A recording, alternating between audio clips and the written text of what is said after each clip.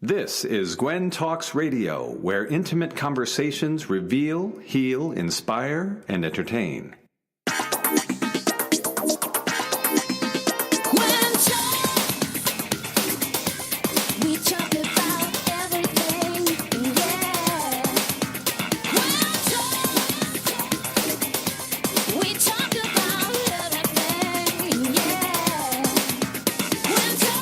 And now, here's your host, Tess Cacciatore.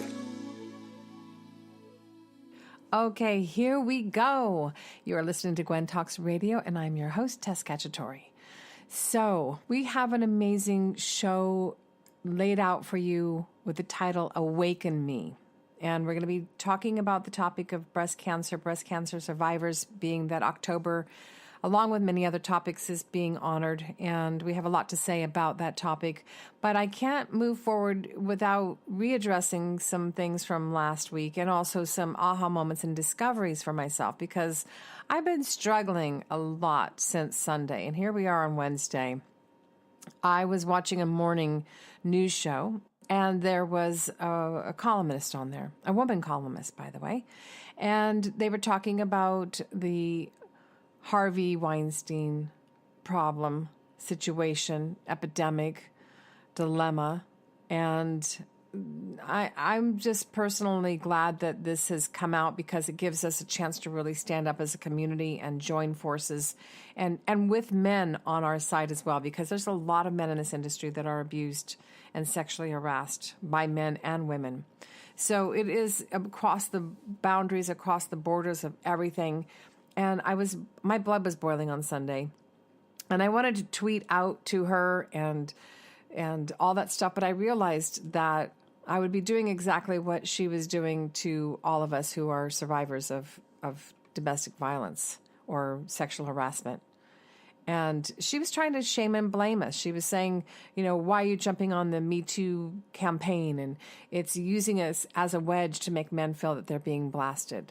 Well, I had to really struggle with myself and contain myself, because I don't want to use social media as a place to be able to lash out. I really want to find that place of compassion, because I don't know her. I don't know her story.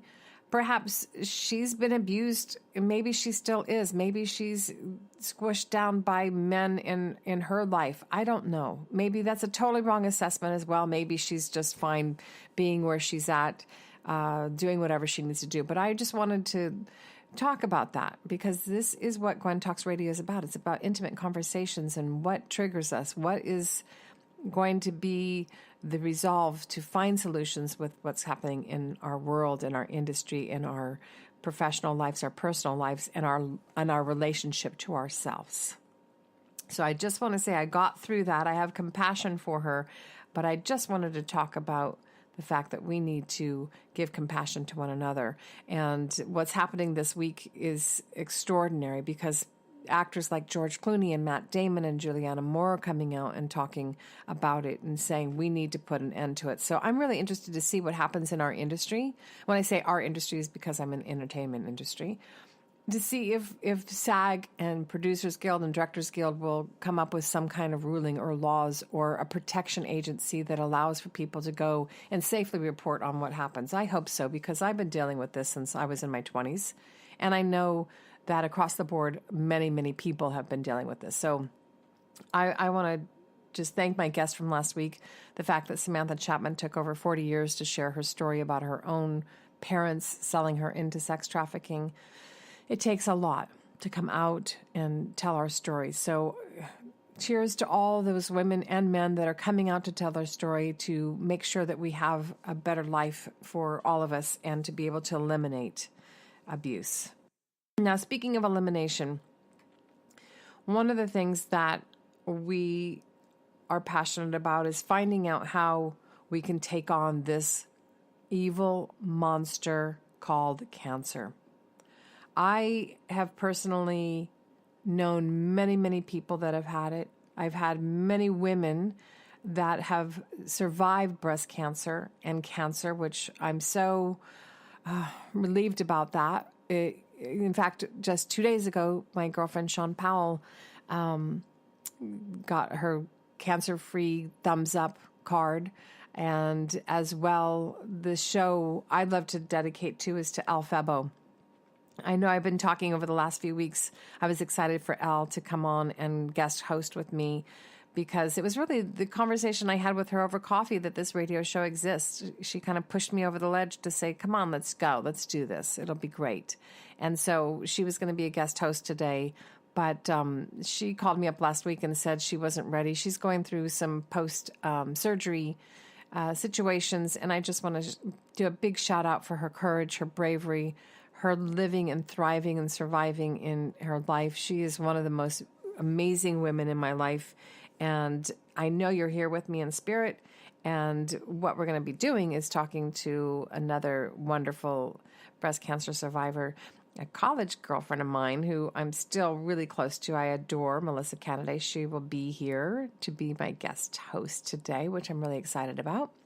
And also, we have Fran Drescher. We had a pre-record because she was really busy getting ready to do her health summit, which was yesterday, October 24th. So I highly encourage you to go onto YouTube, check out Fran Drescher's Health Summit channel, and you'll see a lot of very valuable videos where you can do a lot of research and see what she's up to in the cancer dementia world. We are going to talk about prevention, early detection, keeping our mind, body, spirit alive, and what we can do in our own communities for policy change. So, Awaken Me. What does that mean to you? That's the theme of this episode. It's the music inspiration that you'll hear at the end of this show by Kimberly Haynes, who is our medicine woman, our music medicine woman. What does Awaken Me mean to you? And right after the break, we're going to bring on my guest host, Melissa Canaday. We'll be right back. The Life Changes Show is a premier radio show presented by the Life Changes Network, which is a company whose team has dedicated their lives not only to positive change, but to helping others observe and embrace, honor, and even celebrate their own changes, thus enabling a more positive, inspired life and helping to create a more positive and inspired world. From everyday people, celebrities, corporate giants, and children, we are here to help and to serve. With heart, integrity, and experience, we bring our message and positive intent into your lives through the Life Changes Show, lifechangesnetwork.com, and through guest appearances on other inspiring shows and events. If you wish to learn more about Life Changes Life Coaching, a private consultation with one of us, corporate or live event appearances, or if you would like us to appear on your radio or TV shows, please email us at info@lifechangesnetwork.com. Hi, I'm David Longoria with my new song, Playground, featuring Dallas Lovato with me. Time to dance. Playground is available now on all digital music stores and streaming. David Longoria featuring Dallas Lovato. Playground.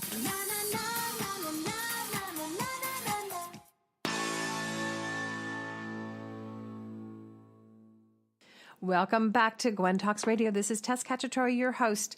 I am so excited to bring Melissa to the show, Cancer Survivor Vixen. I'm really excited because the show is done globally. So a lot of times we're going to have people like Kate from the UK, and we're going to have this Australian woman on in a few weeks. And I get to sit right next to her in my house, and I'm really excited because she's here in Los Angeles. So welcome to the show, Miss Melissa.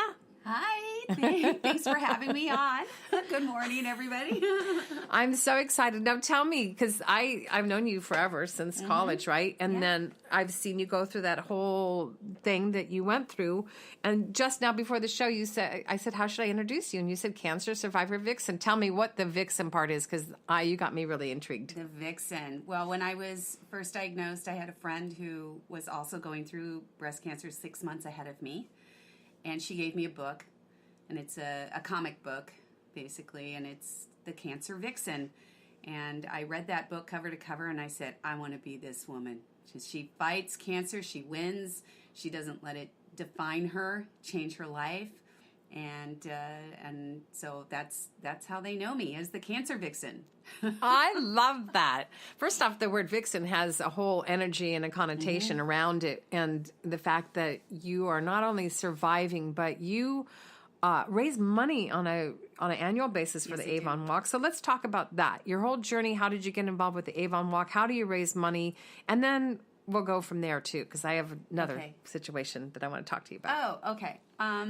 So I was diagnosed with breast cancer on August 27th, 2009. And back in June, right before my son graduated from middle school, I felt a lump. And I went, wow, that's not a usual lump. And I called my GYN freaking out because I knew, you just know, unfortunately. And she said, don't worry, you've had cysts before.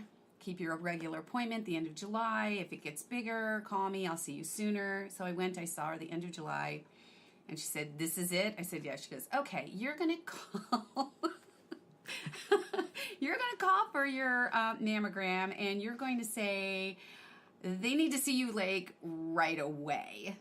And I was like, okay. And she goes, yeah, that doesn't, no.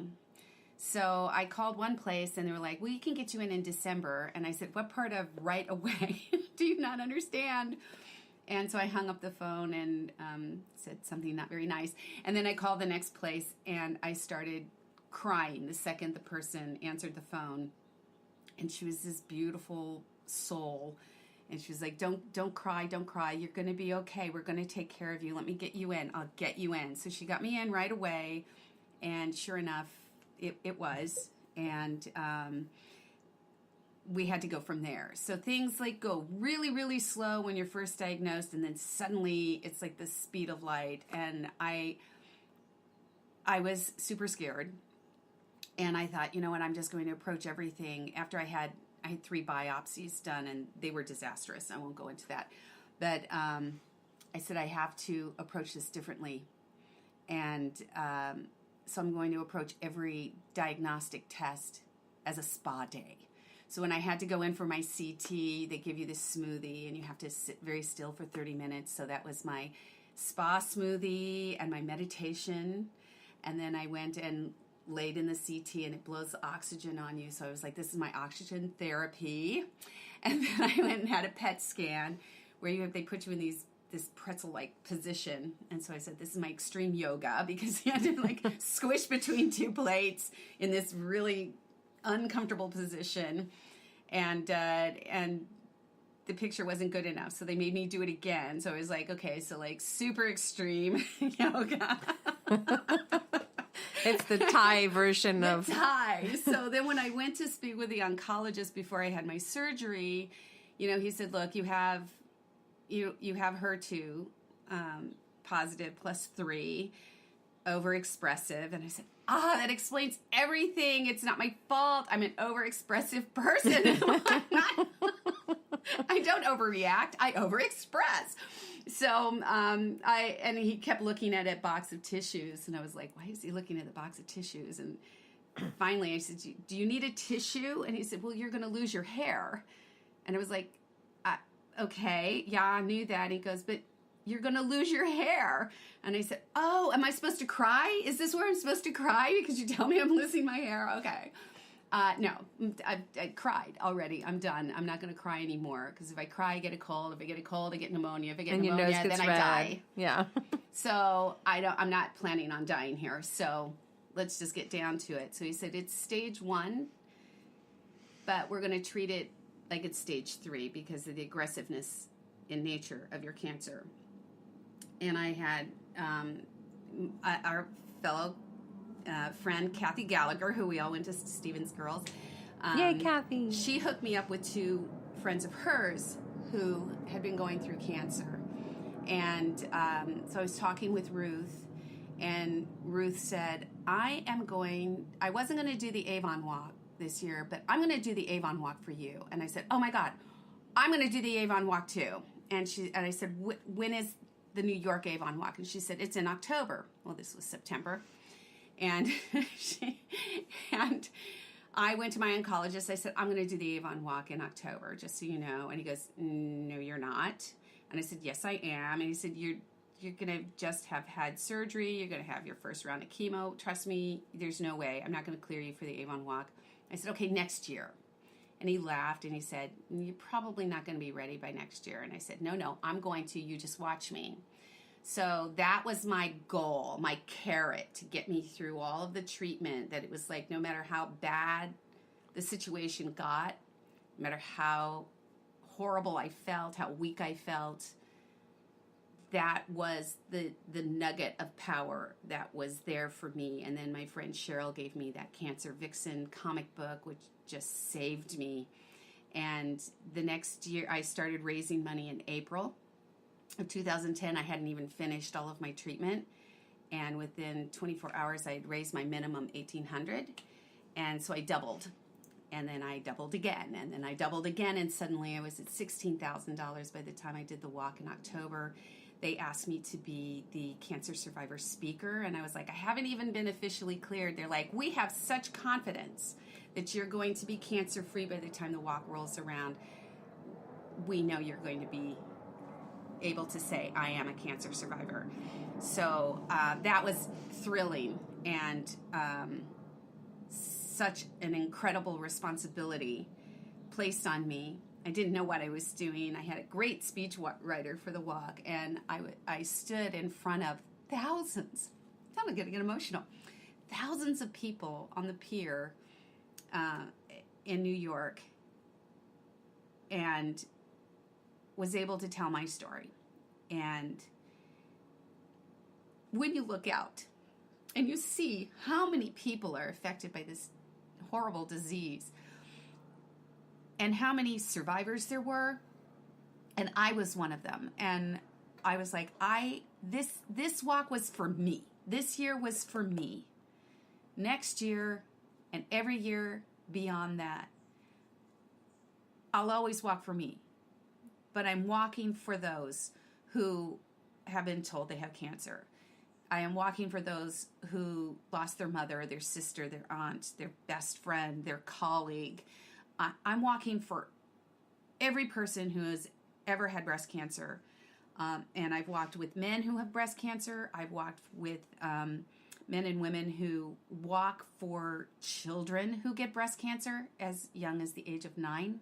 A boy was 12 and had been diagnosed with breast cancer and had a double mastectomy at the age of 12, a boy.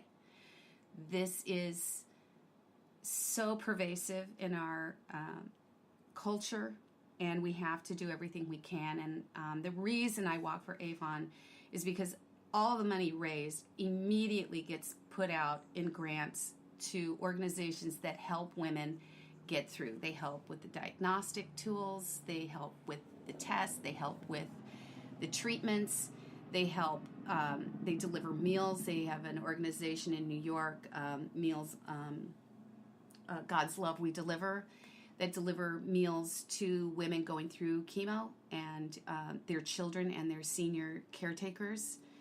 And, so it's a very big cause for me. I'm going long-winded, I know, but I feel very deeply about this organization that I walk for. No, you're not long-winded. It's very important. And I love the fact that you brought up about the positive that you went through, the visualization. Yeah. It's something that's really important, I believe, because I kept saying to my best friend, thoughts are things, it's don't true. Manifest that.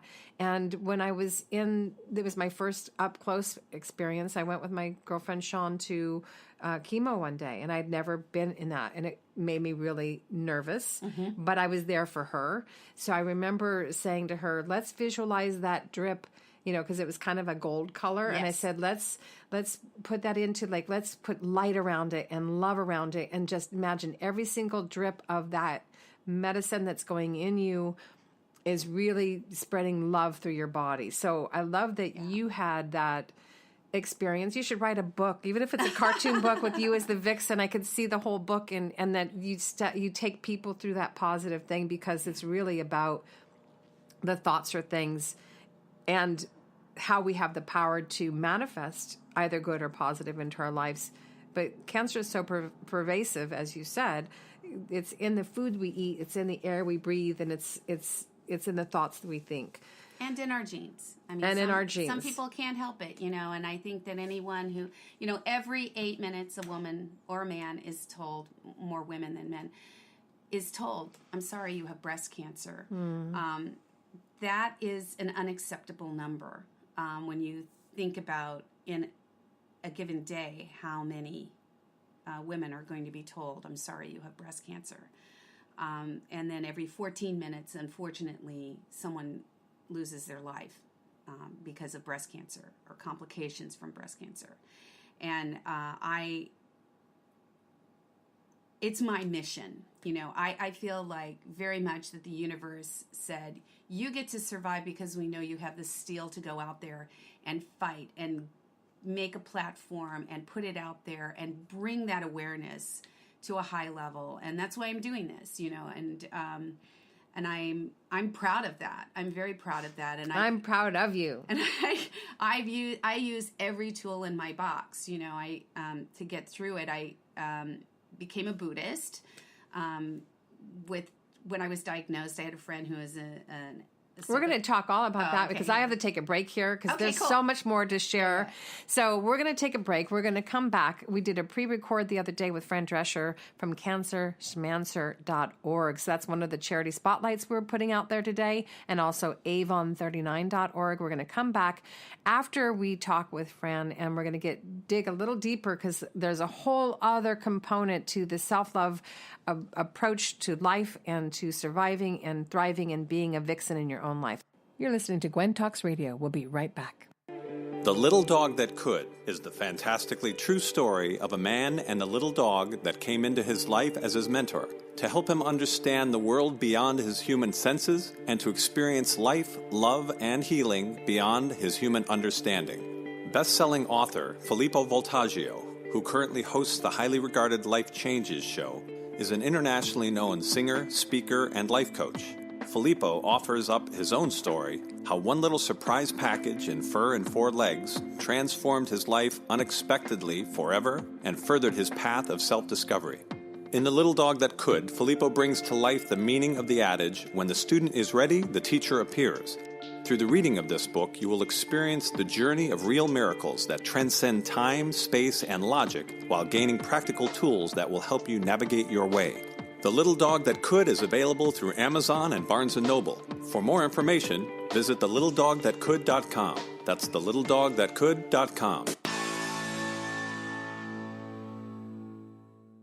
Welcome back to Gwen Talks Radio. This is Tess Cacciatore, and I'm your host. I want to take this moment to thank our sponsors and advertisers. So if you have a book to promote, an event, a like-minded business, and you want to be a part of our show, please contact us. We'd love to have you on board.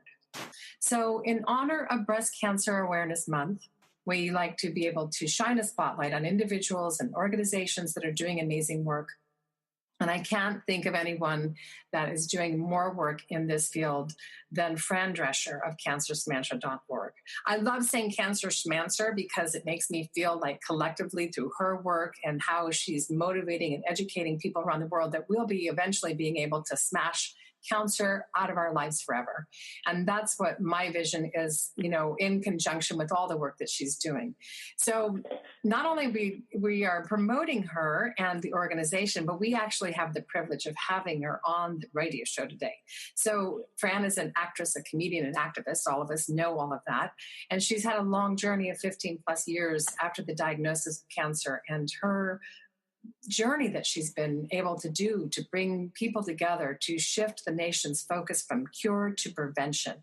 And there's 3 bullet points that jump out at that mission that I want to talk with Fran about, and that's early detection, prevention, and policy change.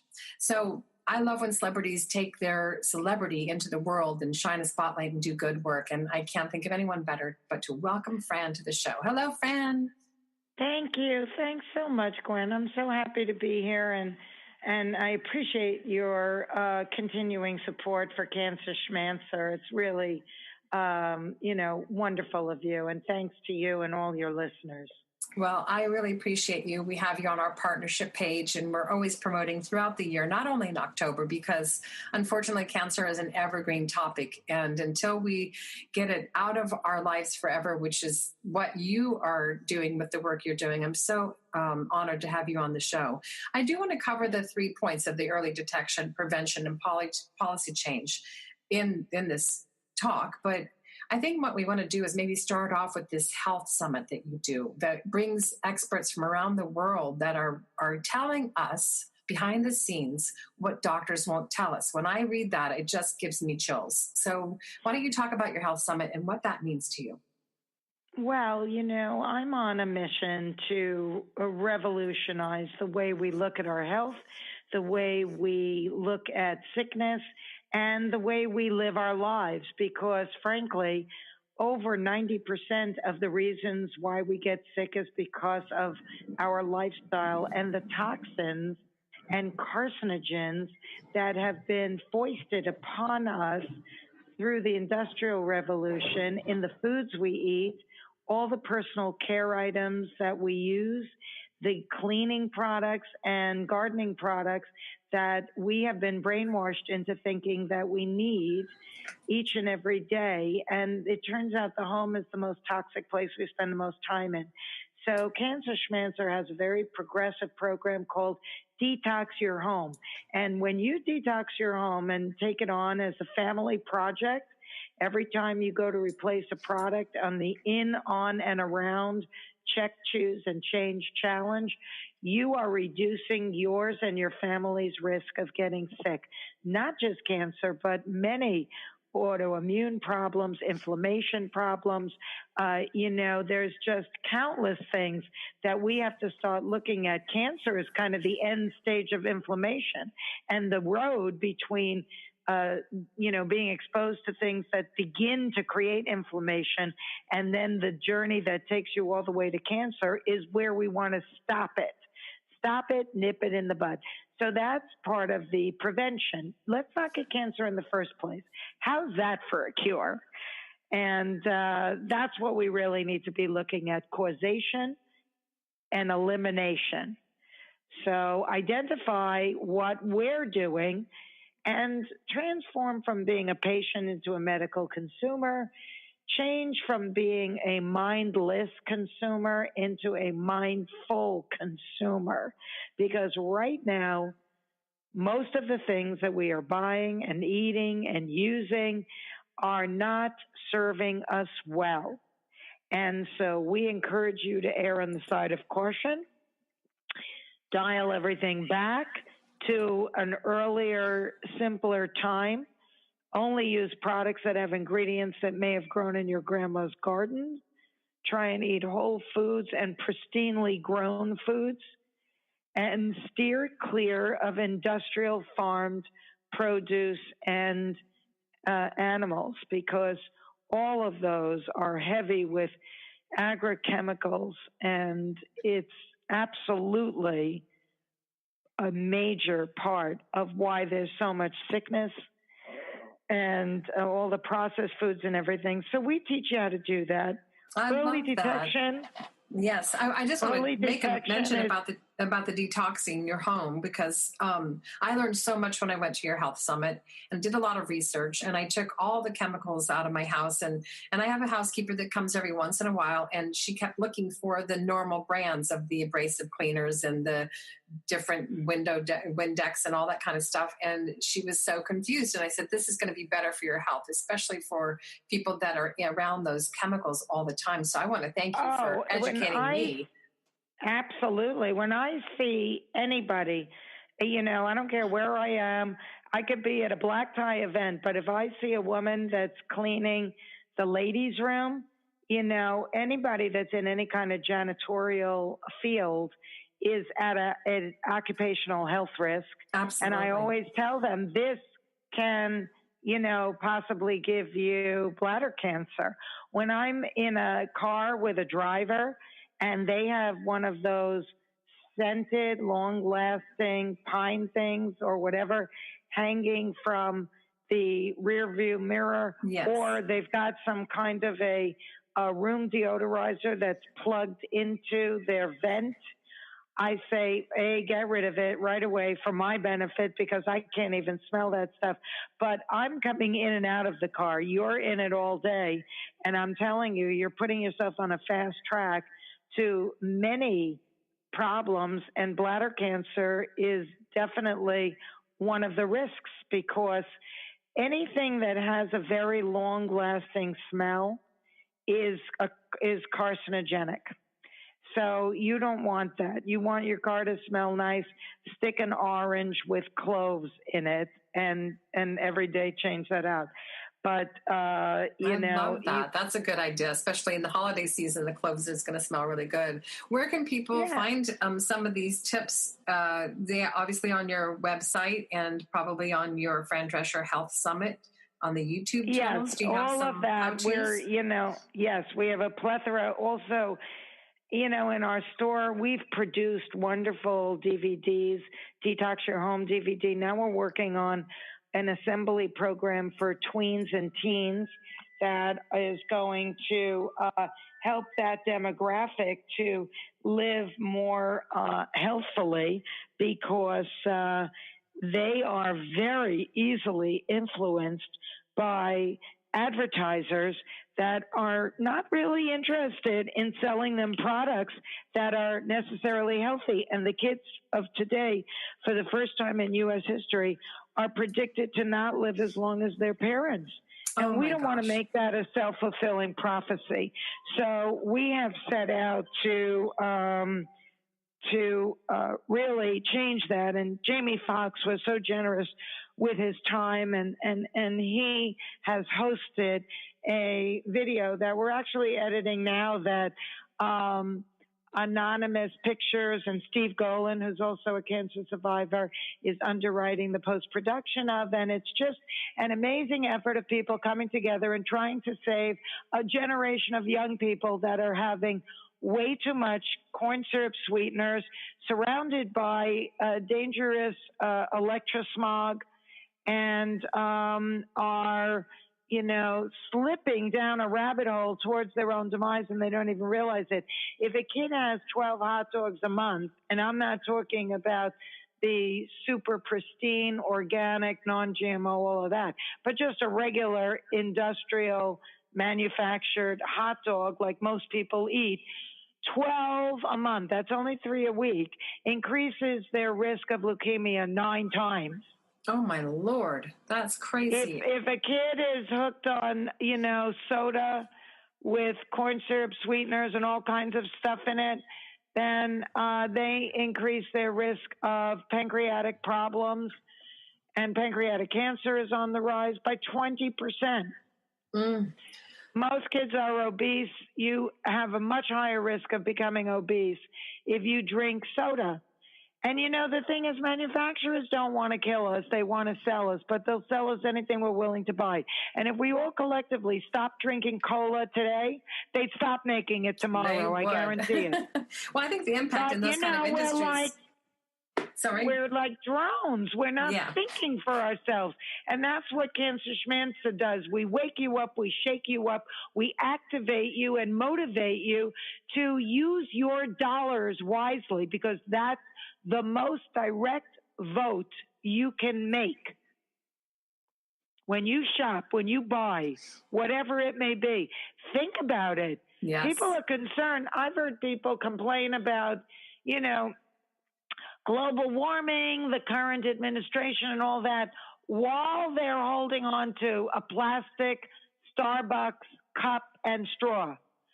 And I said, you're driving this. Yes. This problem didn't begin with this administration. With all, due respect, I'm not even going to get into my personal feelings, but let's look at what you and I can do as individuals, and each one teach one. That plastic cup and plastic straw is not only horrible for the environment, but it's made of petroleum. You're driving global warming with all the products that are made of petroleum, particularly plastic, and all synthetic fabrics. Stop using it.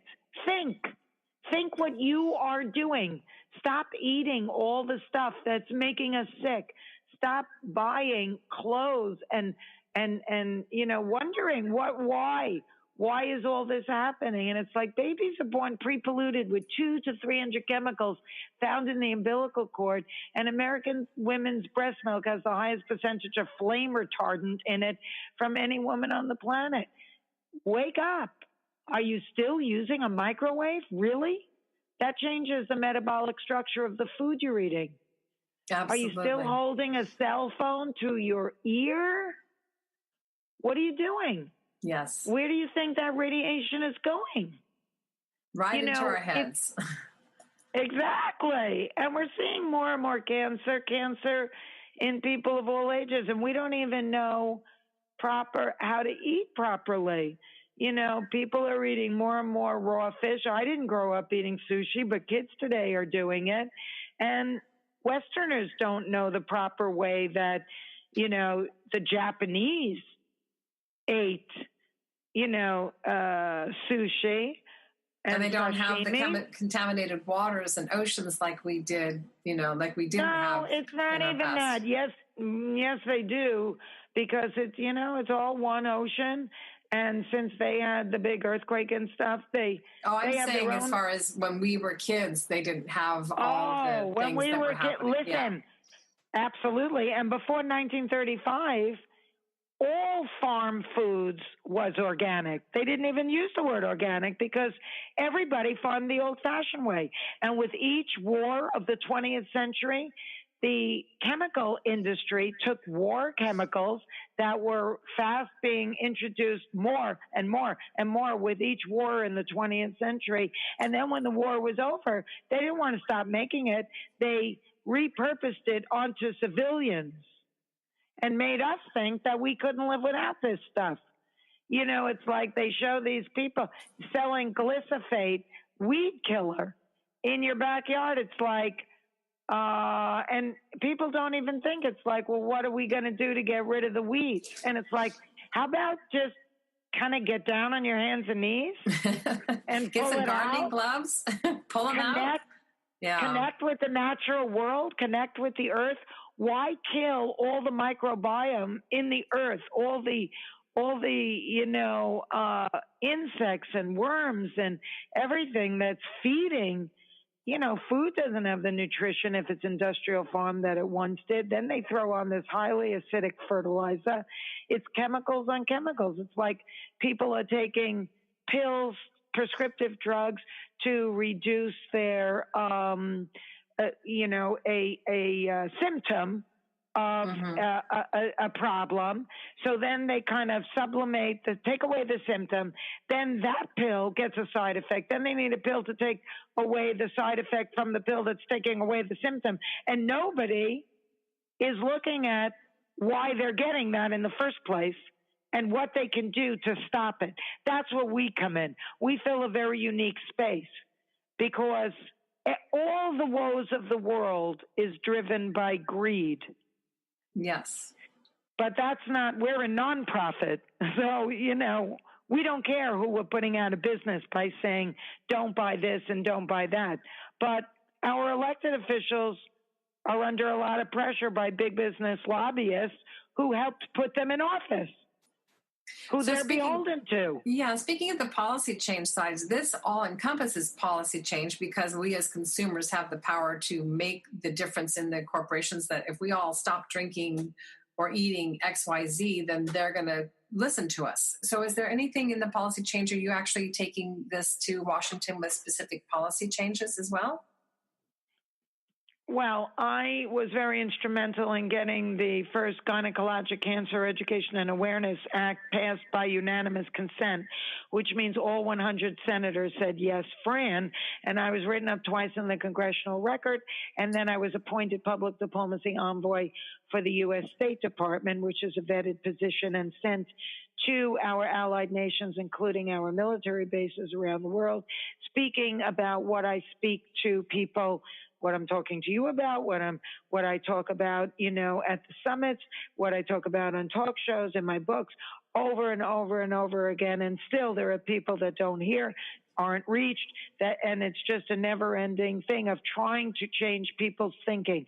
And now, as far as you and I and every other person, we're all welcome at Capitol Hill. Mm-hmm. We're all allowed in. You don't need an appointment. And, you just walk in and knock on those doors. That's right. But even if you and your neighbors and, everybody in your neighborhood calls your local representative, even if they get like 10 or 15 calls in a day, that will be enough for them to take notice. So don't think that you don't have an influence, because congressional members are more localized.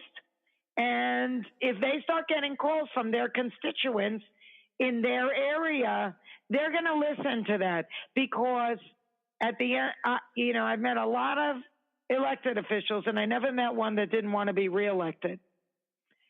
So exactly. This is how we as individual people can, say to them, you hear about a bill or something, or there's something that you want to have them write up a bill and drop it in, Congress.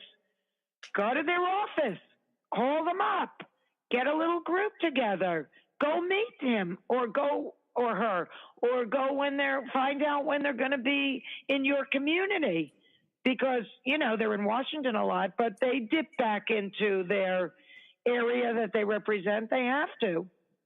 And we do have to put a lot of pressures on them. And I do know your work that you've done. I wanted to pose that question for you, so the rest of the listeners that may not know the important work that you've done. And I am so grateful to you on all that work that you've done. So I bow to you. You know what? Boycott. Money talks. Yes. So boycott. If it's, if they're not doing right by you, don't buy it. And believe me, they'll get, and tell everybody else not to. In this day in social media, everybody has people, or a lot of people, talk to people on social media and keep telling them, I read this article. It says this is bad for us. Listen, there was a group of special interest groups, and Cancer Schmancer was one of them. And when we all found out that the United States and Canada were the only countries in the Western world that was still putting formaldehyde in Johnson's baby shampoo. That is Can you crazy. Imagine? That is crazy. Can you freaking imagine? Not in Europe, because they weren't allowed. But nobody here in that company said, well, if we got to change the formulation anyway, let's do it here. No. So we had to do it. We had to start speaking to everybody, all of these special interest groups, and say, let's stop buying it. These people don't care about our babies. And this is insanity. And to their credit, they changed the formulation. And that's the way it works, baby. Yeah. So just know, you hear about, eat pristine. If you're eating a strawberry that's not organic, you might as well be eating a sponge soaked in pesticides. Even Walmart has organic. Every place now has organic. And even the prices are coming down on organic now. It used to be that people used the excuse, well, they're so expensive, and they didn't really see the value of it in their bodies. But now organics has become so infiltrated, thank gosh, into our society that it's not as expensive anymore. It's a poor excuse. We need to really force the farmers to get away from those pesticides and all the chemicals that you're talking about. It's amazing what you're doing. Thank you. Well, the farmers were brainwashed like everyone else. And, I've often said, you need to put together a class action suit, because you people have been sold up the river. Mm-hmm. And you've got to start parceling off, acreage, and we've got to relearn how to farm. And quite honestly, it's not acres and acres and rows of the same plant. We're supposed to, if we're going to cultivate and we're no longer hunters and gatherers, we're going to stay in one place and cultivate, then you got to do it the way nature plants, which is like a prairie. Balls of different foods, one comes up, the other dies and feeds the other one, with the dead, leaves and stuff like that. And it's a whole different way to look at farming, but it's not trying to master nature. It's actually working with nature, being part of the natural world and respecting it and looking at it and trying to mimic it, but not trying to change it, because that only comes back to have repercussions. And that's what we have to start steering clear of too. Absolutely. I cannot tell people enough that how much power we have just by making different choices at the market.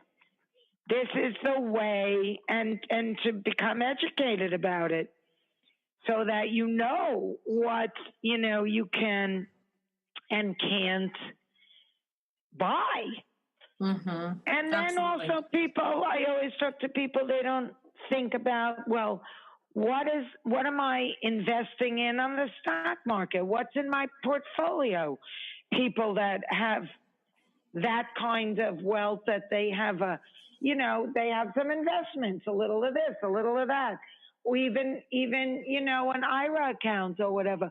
Where are those investments going?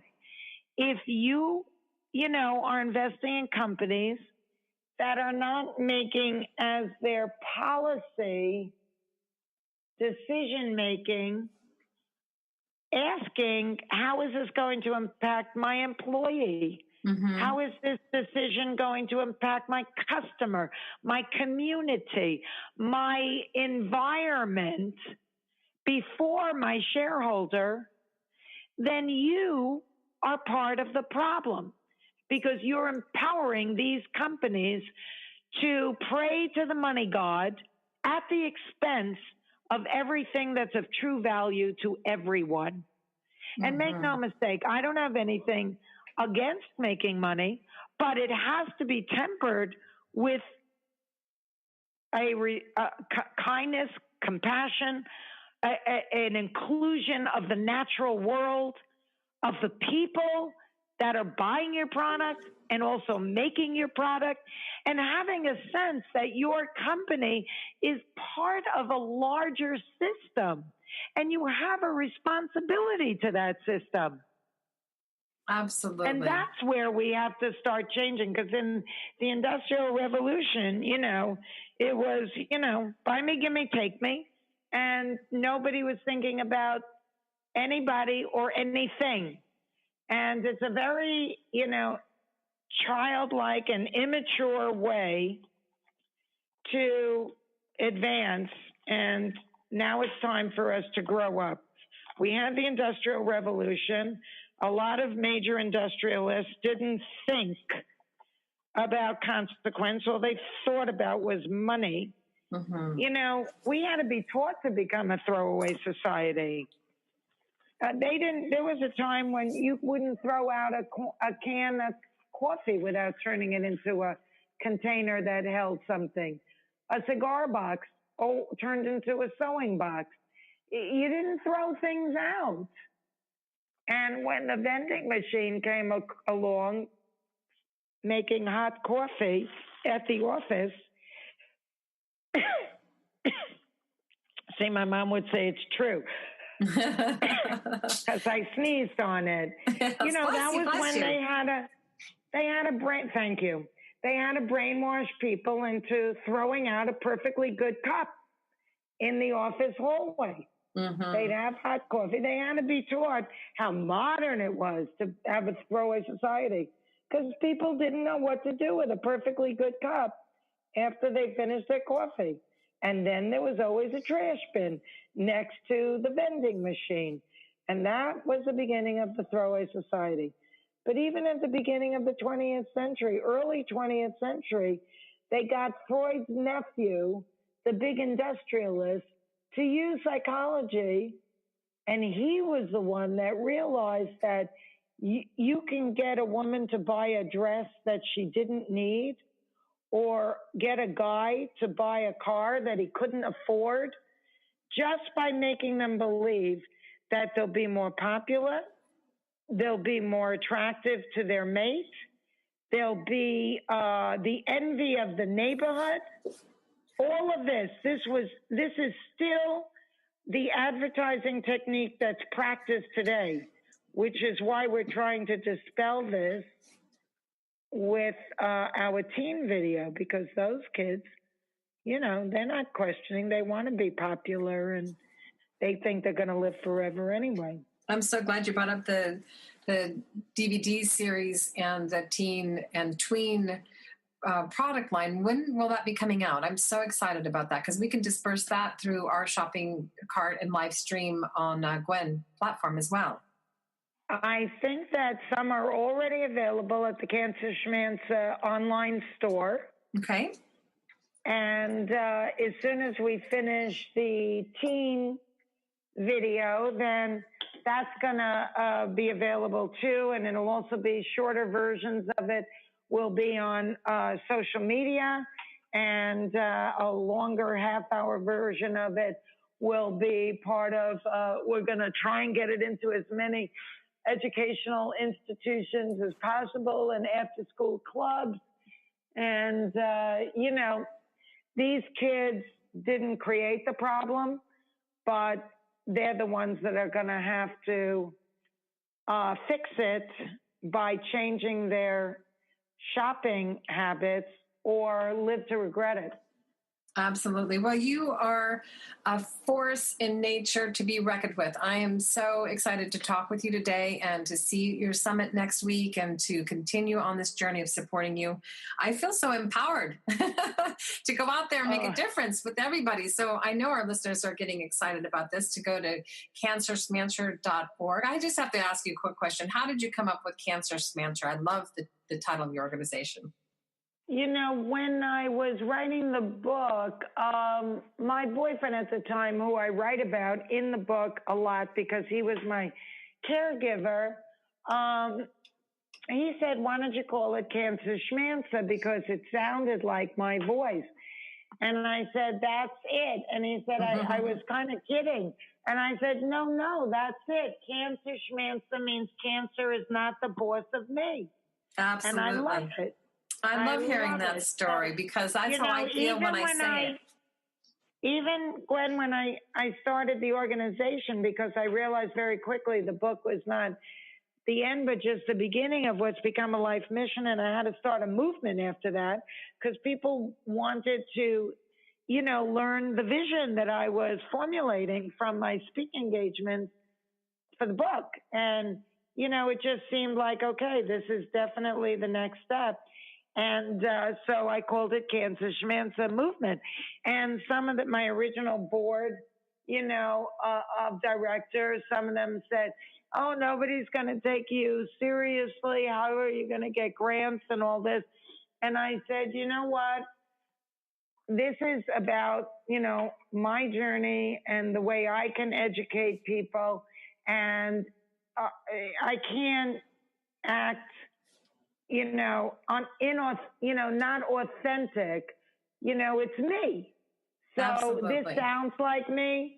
I'm not going to try and sound like, this organization came out of Harvard and we're doing a level of, investing in research for a cure. That's not our path. And we want everybody to realize that trillions of dollars have been put into trying to find a cure since Nixon waged the war. But let me tell you something, people. There's too much money in sickness. And, as long as there's so much money in sickness, there'll never be a cure. And as long as there's so much money in war, there'll never be peace. And as long as there's so much money in incarceration, there'll always be crime. So let's wake up and realize that people don't, we have to understand that, some people are addicted to money and they don't do the right thing. But if you're doing the right thing. You're doing amazing. If that's the only language they understand, then hit them in their wallets and stop supporting them. Absolutely. Well, we can take the power in our own hands, and watching you walk the path and joining on the path with you, inspiring others to join on the numerous millions of people around the world that are already aware of your beautiful work. I just want to thank you. I know you have a busy schedule ahead, and you're ready to be whisked off somewhere, I'm sure. Exciting for the day. I'm just here to support you. I can't wait to see you at your summit next week, and all kinds of fun things coming ahead. I want our listeners to go to cancerschmancer.org, and also these videos are really important to watch so you can really get the essence of the messaging. So you can go to the YouTube channels and find Fran Drescher Health Summit. Is that right? Fran Drescher Health Summit? Yeah. Perfect. Yes, and subscribe to that, because then you'll get our emails that tell you. And also go to cancerschmancer.org. We're still selling tickets if you're in the Los Angeles area for the summit, and it's going to be a masterclass that can easily change your life and your families. These people I have handpicked, and it's going to be an amazing day with organic food.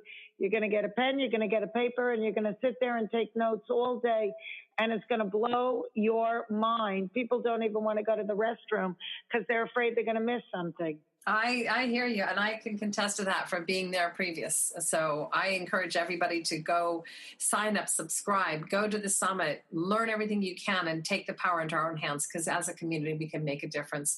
I want to thank you once again, Fran, for coming on the show, and I'm just going to take a quick break, and we'll be right back. Thank you.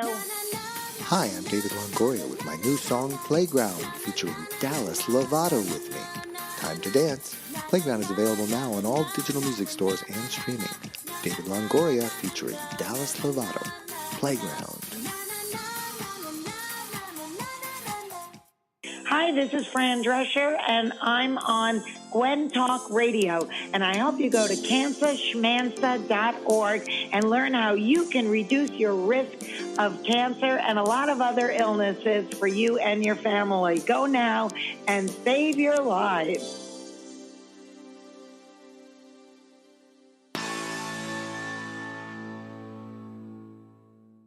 Wow, here we are back at Gwen Talks Radio. This is Tess Cacciatore, your host, and we have Melissa Canaday, guest host. Having that conversation with Fran the other day was pretty amazing, but to rehear it, amazing. Yeah. I mean, everything she said is exactly what I fight for. Yes, and the policy change where we have the power to take into action, going to our elected officials and changing the chemical and the pesticides and all that stuff. I'm so excited about that. So cancerschmancer.org as one of our charity spotlights, and we only have a little bit of time left. I can have Melissa here every week all day long because we have a lot to talk about. Co-host, we're going to do another show that it's a whole other story. But I want to come back around and conclude the show, because as we go through our intimate conversations, we want to find solutions to this situation. And one of the things that struck my heart so strongly the other day is when Melissa was talking about her journey and about the discovery that she had, the aha moment. So I'm going to let her talk about that, because it was her discovery and her aha moment, which became an aha moment for me, and I bet it will be for you too. So talk about what you told me the other day. Okay, well, when I was first diagnosed, I cried and cried and cried for 2 hours with my husband, and we love you, Ed. I love my husband so much, and my children, my son Donovan, who is the rock of my life, and my daughter Sarah, who just is the light of my life. But anyway, I digress. You have an amazing family. I do. I'm so blessed. But anyway, my gynecologist called me after 2 hours of being told, and she was like, "Okay, so Melissa, are you done crying?" I was like, "Yeah, I'm pretty dry. I don't think I have anything left." She goes, "Okay, fight." And I went, "Excuse me?" And she said, "Okay, it's time to fight." And I said, I don't know how to do that. And she said, "Okay, look, I'm going to put it this way. If this were your daughter and you heard this about your daughter, what would you do?" And I said, "Well, I would move mountains. I would find the best doctor. I would blah, blah, blah." She said, "Okay, that's what you have to do for you." And I said, "Oh, well, I don't know how to fight for me." And she said, "Well, okay, start talking about yourself in third person. So when you check into the doctor, say, Melissa Canaday is here for her appointment. And it'll feel awkward at first, but then once you get used to taking care of you, you'll see, it'll work. And I said, okay, I'll try it. And, sure, right as rain, she was 100% right. It was like the best advice anybody had ever given me to say, I'm worth fighting for. And I had sort of forgotten that. And I think that's sort of an issue with women who become mothers. We put all of our energy and love and hopes, everything we put to our children because we want our children to be so ultimately happy, right? And then we sort of forget about ourselves. It's not on purpose, and it's not because we don't love ourselves, but we sort of forget because we're so busy loving and caring for everyone else that we forget to take care of ourselves. And it's true with the airplane and the mask drops down. We have to put the mask on ourselves first so we then can put it on our child. How long does it take to learn that one? Right? We have to learn that. And so this whole journey, it suddenly became about me, which was so... foreign, odd, yeah, and at one point, I think, we all have our meltdowns on these journeys, and my son sort of had a meltdown one day, and he was sort of acting out. He was 15, and I just looked at him and I said, "This is not about you. For once in your life, this is about me. And it's going to be about me for about a year. And then we can go back to you, okay?" And it was sort of a gut punch to him that he realized. He went to his room. He was super mad at me. And he went to his room, and then he came back later, and he was like, "Oh, you're right. It is about you." And then that was sort of the turning point for me, that it was like, I have to really take care of myself and be kind. I can't remember who said that to me, but someone said, be kind to yourself. When you're tired, go lay down. This is your life right now. This is your full-time job, taking care of you. Don't feel like you have to do everything for everybody. The only person you have to take care of right now is yourself.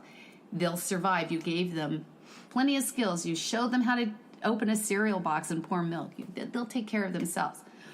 And so this journey of going through a year of, and I know this sounds strange, it might seem odd to people, but it was the happiest I think I'd ever been my whole entire life. My whole 48 years of living, that year was the happiest year of my life up to that moment. And people were like, why? And I was like, because it was about me. And I was finding like this joy in being me and fighting for me and knowing that I was winning, and as I had said earlier, I became a Buddhist. One of my dearest friends, who's no longer with us, was a Soka Gakkai member, and she said, now you have to become a Buddhist. You have nothing to lose. Start chanting. And I said, okay, I have nothing to lose. I'll chant. And so I started chanting, and I felt that pulse of life, the connection to the universe through my chanting in every test, like the MRIs, chanting. I could feel the pulse of Nam-myoho Renge Kyo in my chanting, and the MRI picked up that rhythm. And doctors were like, I can't believe this, a test would take 30 minutes, took 15 minutes. Everything took less time than they expected it to take.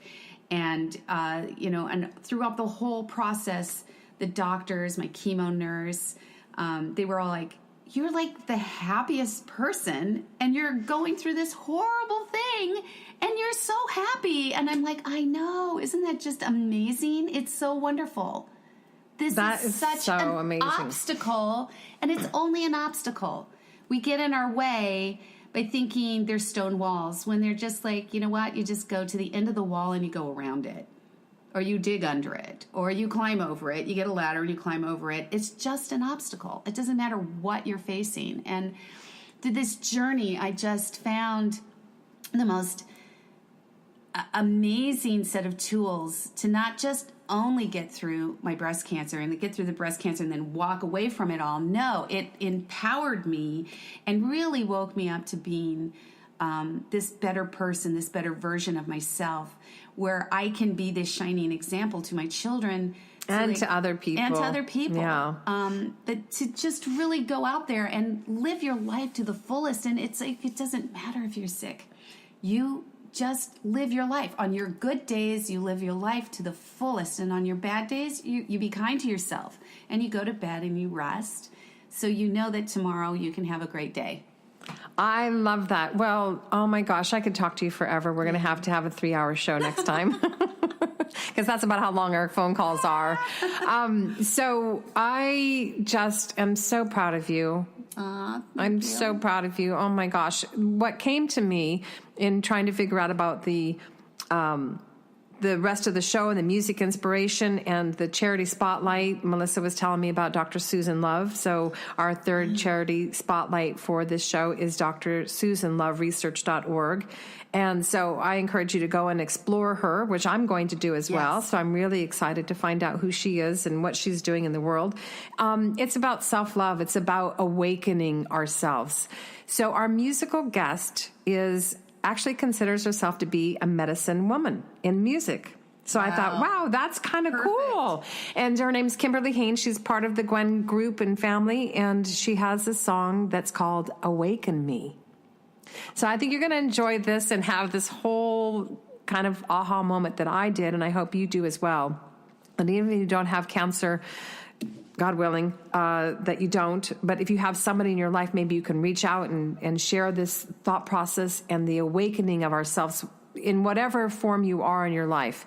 We're going to go right into the Mind Over Matter Minute, which actually has a lot to do about awakening and self-love. And then we'll be right back after that to close down the show. Thank you so much, Melissa Canaday. You are quite welcome. And now we're going to hear Kimberly Haynes, Awaken Me.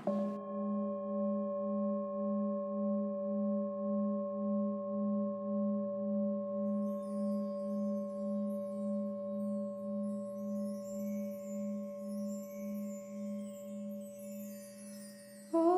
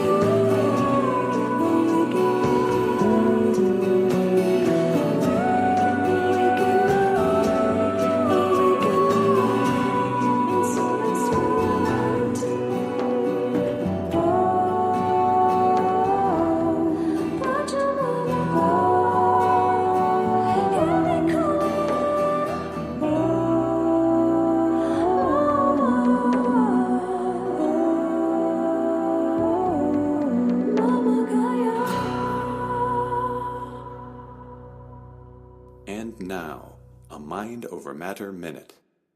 And inhale. And exhale.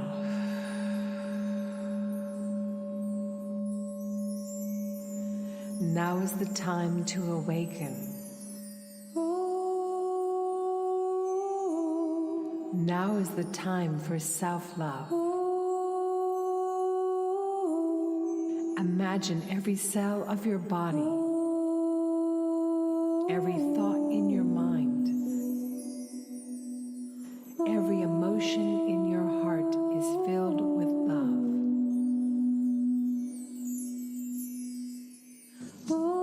Awaken me. Awaken you.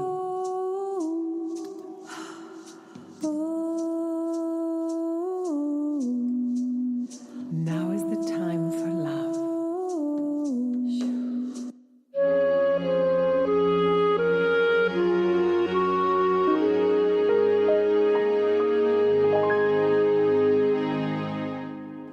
Wow, this has been a jam-packed hour of discovery and self-love and time to be awakened.